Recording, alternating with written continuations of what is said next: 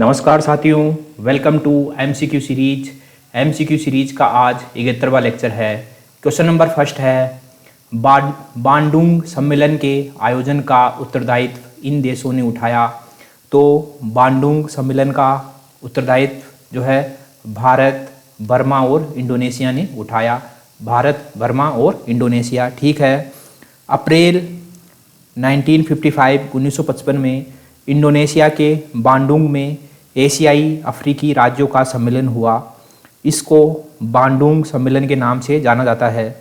इसमें 29 देशों ने भाग लिया था, ठीक है। इस सम्मेलन ने गुट निरपेक्ष आंदोलन की नींव रखी थी, ठीक है। सम्मेलन का घोषित उद्देश्य था अफ्रीकी एशियाई आर्थिक और सांस्कृतिक सहयोग को बढ़ावा देना।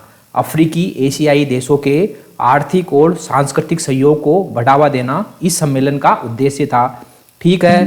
किसी भी राष्ट्र द्वारा उपनिवेशवाद और नव उपनिवेशवाद का विरोध करना इस सम्मेलन का अन्य उद्देश्य था, ठीक है। कि कोई भी जो इस सम्मेलन में शामिल हुआ है वह इस सम्मेलन में शामिल होने वाला प्रत्येक राष्ट्र किसी भी प्रकार से उपनिवेशवाद का और नव उपनिवेशवाद का विरोध करेगा, ठीक है। क्वेश्चन नंबर दो है संस्कारों की कितनी संख्या थी। तो हमको पता है कि संस्कारों की संख्या 16 होती थी, ठीक है। 16 संस्कार होते थे। अब एक एक करके इनके नाम जान लेते हैं। तो पहला है गर्भाधान संस्कार, दूसरा है पुंसवन संस्कार, तीसरा है सीमंत उन्नयन संस्कार, चौथा है जात कर्म संस्कार, पांचवा है नामकरण संस्कार, छठा है निष्कर्मण संस्कार, सातवां है अन्नप्राशन संस्कार, आठवां है चूड़ाकरण संस्कार, ठीक है। नौवां है कर्ण भेद संस्कार, ठीक है। 10वां है विद्या आरंभ संस्कार, 11वां है उपनयन संस्कार, 12वां है वेद आरंभ संस्कार, 13वां है केशांत संस्कार, 14वां है समावर्तन संस्कार, 15वां है विवाह संस्कार और छठा है अंत्येष्टि या अंतिम संस्कार, ठीक है। क्वेश्चन नंबर 3 है मनुस्मृति की रचना कब हुई। तो मनुस्मृति की रचना हुई थी शुंग काल में। मनुस्मृति की रचना हुई थी शुंग काल में, ठीक है। शुंग काल था 185 ईसा पूर्व से 75 ईसा पूर्व, 185 ईसा पूर्व से 75 ईसा पूर्व, ठीक है। मौर्य वंश का काल था लगभग 322 ईसा पूर्व से 185 ईसा पूर्व, 322 ईसा पूर्व से 185 ईसा पूर्व, ठीक है। और गुप्त काल था 3वीं शताब्दी के मध्य से लेकर 6वीं शताब्दी तक, ठीक है। मनुस्मृति की रचना हुई थी शुंग काल में, ठीक है। मनु का धर्मशास्त्र हिंदू धर्म के संबंध में प्रमुख और सबसे प्रमाणिक ग्रंथ है, ठीक है। जो मनुस्मृति है वह हिंदू धर्म के संबंध में प्रमुख है और सबसे प्रमाणिक ग्रंथ है और हिंदू समाज और सभ्यता के लोकमान्य स्वरूप को प्रकट करता है, ठीक है। मनुस्मृति, ठीक है। मनु का नाम अत्यंत प्राचीन काल में कई रूपों में हमको मिलता है, जैसे कि ये मानव जाति के आदि पुरुष है, ठीक है। राज संस्था के प्रथम कर्ता हैं, ठीक है, तथा धर्म के प्रथम व्यवस्थापक है, ठीक है। मनुस्मृति में आर्य संस्कृति के 4 क्षेत्रों का वर्णन मिलता है, उल्लेख मिलता है। पहला है ब्रह्मवर्त, दूसरा है ब्रह्म ऋषि, तीसरा है मध्य देश और चौथा है आर्यवर्त, ठीक है। शूद्रों के बारे में मनु ने कहा है कि सेवा करना ही उनके जीवन का जो है कर्म होता है, ठीक है। सेवा करना ही उनके जीवन का धर्म है, ठीक है, कर्तव्य है, ठीक है। और ब्राह्मणों को शूद्रों के द्वारा दिए गए अन्न को ग्रहण नहीं करना चाहिए, ठीक है। यद्यपि जो मनु है उन्होंने शूद्र अध्यापकों एवं शिष्यों का भी उल्लेख किया है इसके साथ साथ ही, ठीक है। मनुस्मृति में स्त्रियों को वेद अध्ययन का अधिकार नहीं दिया गया है, ठीक है। मनुस्मृति की दृष्टि से स्त्री धन के अतिरिक्त संपत्ति की जो है मालकिन स्वामिनी जो है स्त्रियां नहीं होती है, ठीक है। स्त्रियों का धन केवल स्त्री धन ही होता है, इसके अलावा वो कोई सी भी संपत्ति की स्वामिनी नहीं होती है, ऐसा मनुस्मृति का मानना है, ठीक है। विधवाओं के लिए मुंडन की बात भी की गई है मनुस्मृति में, ठीक है साथियों। तो क्वेश्चन नंबर 4 की तरफ चलते हैं हम। क्वेश्चन नंबर 4 है निम्नलिखित में से कौन सा एक ऋग्वेद में स्त्रियों के विषय में सही नहीं है? ठीक है, तो पहला स्टेटमेंट है वे सभा की कार्यवाही में भाग लेती थी, एकदम सही है। ऋग्वेद में स्त्रियां सभा की कार्यवाही में भाग लेती थी। बी है वे यज्ञ का अनुष्ठान करती थी, ये भी सही है। सी है वे युद्धों में सक्रिय भाग लेती थी, ये भी सही है। और डी है उनका विवाह यौवन आरंभ से पूर्व हो जाता था, जो कि गलत है। उनका विवाह होता था यौवन आरंभ के बाद, तो इसमें डी ऑप्शन सही हो जाएगा। इसके अलावा जो है इस समय उन्हें संपत्ति का अधिकार भी नहीं था, उनको संपत्ति का अधिकार भी नहीं था। ठीक है, ऋग्वेदिक समाज यद्यपि पुरुष प्रधान समाज था, लेकिन ऋग्वेदिक समाज में स्त्रियों की दशा काफी अच्छी थी। ठीक है, कन्याओं का भी जो है उपनयन संस्कार होता था, जिसके कारण वे भी जो है पुरुषों की तरह ही शिक्षा प्राप्त कर सकती थी। ठीक है, इसमें मुख्य जो स्त्रियां हैं उनका नाम है लोपामुद्रा, घोषा, सिक्ता, विश्ववारा, अपाला, निवाजरी आदि विदुषी स्त्रियों के बारे में ऋग्वेद में हमको उल्लेख मिलता है कि इन्होंने जो है ऋग्वेद की बहुत सी ऋचाओं की रचना की थी। ठीक है, ऋग्वेदिक काल में स्त्रियां सभा और विदत में भाग लेती थी। ठीक है, स्त्रियों में पुनर्विवाह, नियोग प्रथा एवं बहुपति प्रथा का प्रचलन था। ठीक है, और नियोग प्रथा से जो उत्पन्न हुई संतान है उसको क्षेत्रज कहा जाता था। ठीक है, और जो कन्याएं जीवन भर कुंवारी रहती थी उनको अभाजू कहा जाता था। ठीक है, जो आधुनिक समय में दहेज प्रथा, सती प्रथा और पर्दा प्रथा जैसी जो है कुप्रथाएं हैं वह उस समय जो है प्रचलन में नहीं थी, उसका उल्लेख नहीं मिलता है। ठीक है, तो चलते हैं अगले क्वेश्चन की तरफ। क्वेश्चन नंबर 5 है ऋग्वेद में वर्णित 10 राजन युद्ध किस नदी के तट पर हुआ था? तो 10 राजन युद्ध हुआ था परुषणी नदी के तट पर। ठीक है, और इस नदी को वर्तमान में रावी नदी कहा जाता है। ठीक है, परुषणी नदी के तट पर यह युद्ध भरतवंश, जिसको त्रिशु राजवंश भी कहते हैं, उसके राजा थे सुदास तथा 10 अन्य जनों के राजाओं के बीच ये युद्ध लड़ा गया था। भरतवंश के राजा सुदास और अन्य 10 जन थे, उनके राजाओं के मध्य ये युद्ध लड़ा गया था।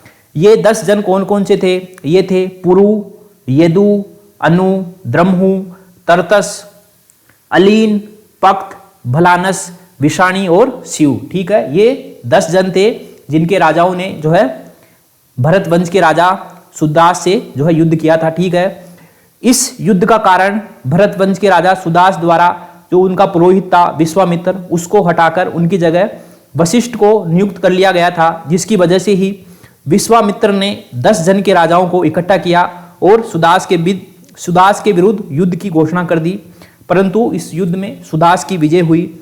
इसका अन्य कारण भी बताया जाता है कि ये जो है राज्य विस्तार के लिए लड़ा गया युद्ध था। ऋग्वेद के 7वें मंडल में जो है 10 राज युद्ध का हमको वर्णन मिलता है।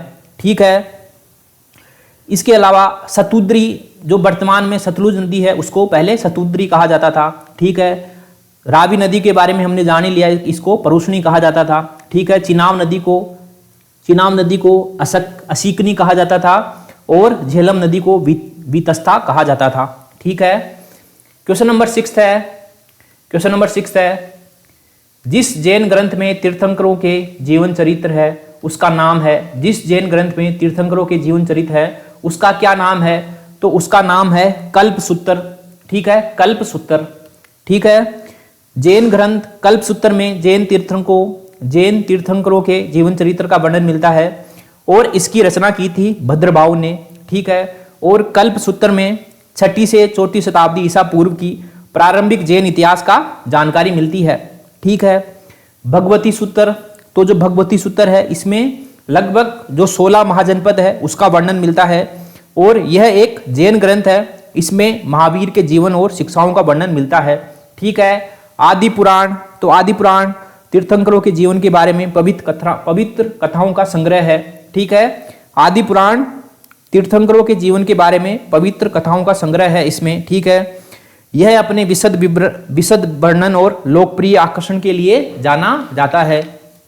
ठीक है, क्वेश्चन नंबर 7 है, क्वेश्चन नंबर 7 है मौर्य काल में विष्टि शब्द का क्या अर्थ है? तो मौर्य काल में विष्टि शब्द का अर्थ है बंधुआ मजदूर, बंधुआ मजदूर। ठीक है। क्वेश्चन नंबर 8 है किस शासक के समय में जैन धर्म 2 संप्रदायों में विभाजित हुआ? तो चंद्रगुप्त मौर्य के समय में जैन धर्म 2 संप्रदायों में विभाजित हो गया था। ठीक है। चंद्रगुप्त के समय मगध क्षेत्र में अकाल पड़ा। ठीक है। तो भद्रबाहु ने अपने अनुयायियों के साथ दक्षिण भारत चले गए। ठीक है। इनके साथ साथ चंद्रगुप्त मौर्य भी दक्षिण भारत गए थे और अन्य जो गुरु थे स्थूलभद्र वह अपने अनुयायियों के साथ जो है मगध में ही रुके रहे और उन्होंने जो है श्वेत वस्त्र यानी कि सफेद वस्त्र धारण करना आरंभ कर दिया और इसी कारण उनको श्वेतांबर जो है कहा जाने लगा। वे सब श्वेतांबर कहलाए। कौन? स्थूलभद्र के अनुयायी।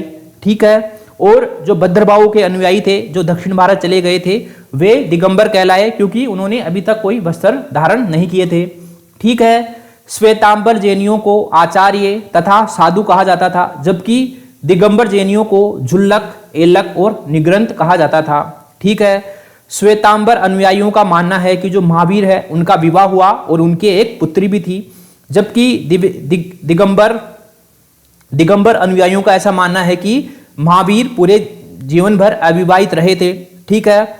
श्वेतांबर मानते हैं कि जो 19वें जैन धर्म के 19वें तीर्थंकर है मल्लिनाथ वे एक स्त्री थे जबकि दिगंबरों का मानना है कि वे एक पुरुष थे। ठीक है।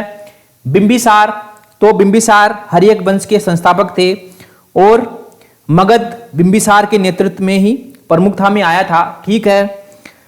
उनको सेनिया के नाम से भी जाना जाता था क्योंकि जो है हमको प्रथम उल्लेख उनका मिलता है जिनके पास स्थायी सेना थी और खुद की सेना थी। ठीक है। इनको सेनिया के नाम से भी जाना जाता है। ठीक है। अजातशत्रु, तो अजातशत्रु बिंबिसार का उत्तराधिकारी था और अजातशत्रु महावीर और गौतम बुद्ध दोनों के समकालीन था। ठीक है। बिंदुसार, तो बिंदुसार चंद्रगुप्त मौर्य का उत्तराधिकारी था और ये अशोक का पिता था। ठीक है। क्वेश्चन नंबर 9 है अशोक के किस अभिलेख में कलिंग युद्ध का वर्णन मिलता है? तो अशोक के 13वें शिलालेख में, ठीक है, 13वें शिलालेख में कलिंग युद्ध का वर्णन मिलता है।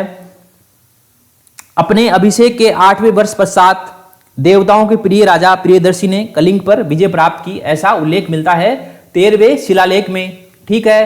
क्वेश्चन नंबर 10 है, क्वेश्चन नंबर 10 है करिकाल निम्नलिखित में से किस राजवंश से था? तो करिकाल था चोल राजवंश से। ठीक है। चोल राजवंश से था करिकाल। ठीक है।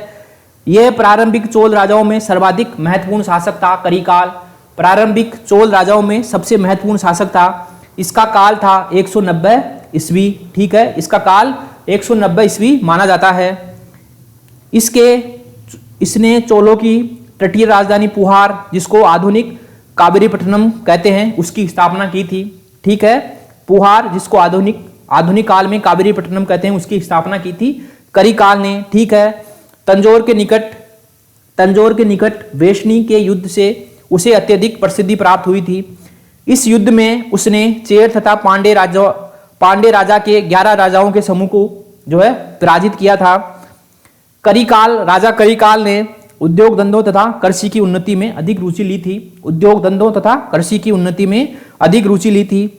करिकाल स्वयं 7 सुरों, संगीत का ज्ञानी तथा वैदिक धर्म का अनुयायी था। ठीक है। पांडे तो दक्षिण भारत में एक ऐतिहासिक तमिल राजवंश था पांडे। ठीक है। प्रारंभ में कोरकई के बंदरगाह से शासन करते थे पांडे और उसके बाद मदुरई में स्थानांतरित हो गए। ठीक है। पल्लव वंश तो पल्लवों ने 3वीं से 9वीं शताब्दी ईस्वी तक दक्षिणी पूर्वी भारत पर शासन किया था और उनका साम्राज्य आज के तमिलनाडु राज्य तक फैला हुआ था। ठीक है।